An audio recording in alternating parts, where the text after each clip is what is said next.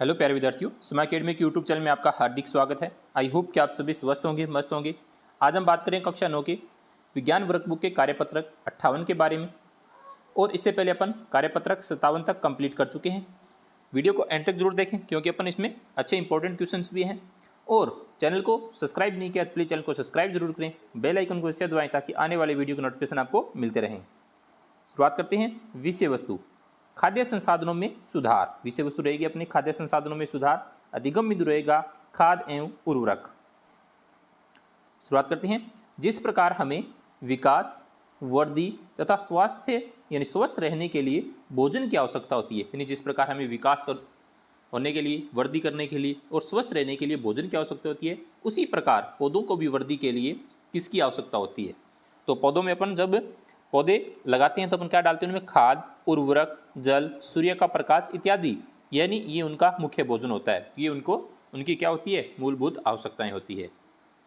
दूसरा है, आपके खेत में कुछ पोषक तत्वों की कमी हो गई है। इस क्षति को पूरा करने के लिए आप खेतों में क्या डालेंगे? यानी जो मिट्टी है, मिट्टी के अंदर पोषक तत्वों की कमी हो चुकी है, तो उसके लिए अपन क्या करेंगे? तो पोषक तत्वों की कमी को पूरा करने हेतु खाद एवं उर्वरक मिलाए जाते हैं। यानी मिट्टी के अंदर क्या डाला जाता है? खाद और उर्वरक का छिड़काव किया जाता है ताकि जो मिट्टी की जो पोषकता है वो वापस बनी रहे।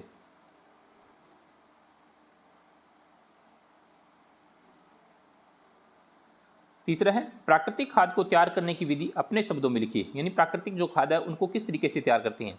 तो सबसे पहले हम एक गड्ढा खोदते हैं, उसमें पेड़ पौधों की पत्तियां, जंतुओं के अपशिष्ट पदार्थ जैसे गोबर तथा सब्जियों के छिलके डालकर उस पर मिट्टी डाल देते हैं और कुछ दिन में यह सूक्ष्म जीवों द्वारा अपघटन हो जाता है।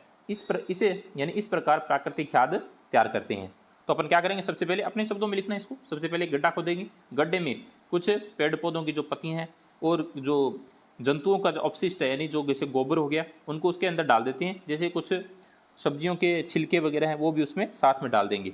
तो और उसको गड्ढे को क्या कर देंगे? वापस मिट्टी से भर देंगे।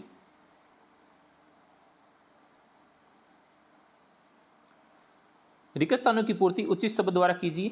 उर्वरक का उत्पादन होता है, यानी कहाँ होता है? कारखानों में होता है। उर्वरक कारखानों में बनाई जाती है।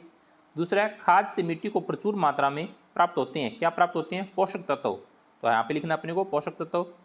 तीसरा है, उर्वरक में पादप पोषक तत्व नाइट्रोजन, फास्फोरस तथा पोटेशियम प्रचुरता में होते हैं। क्या क्या? नाइट्रोजन, फास्फोरस और पोटेशियम।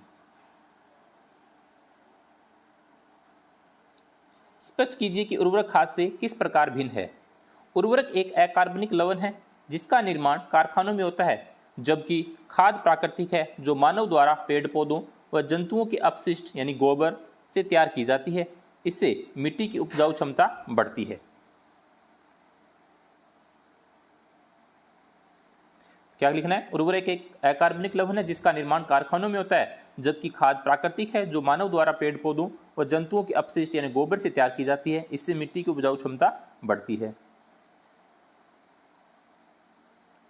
लास्ट है, जैविक खाद उर्वरक की अपेक्षा अधिक अच्छी क्यों मानी जाती है? यह मिट्टी के पोषण तत्वों में वृद्धि करके मिट्टी को उपजाऊ बनाती है, जबकि उर्वरक महंगे होने के साथ मिट्टी की उपजाऊ क्षमता घटा देते हैं। इसलिए जैविक खाद है वो उर्वरक की अपेक्षा क्या मानी जाती है? अच्छी मानी जाती है।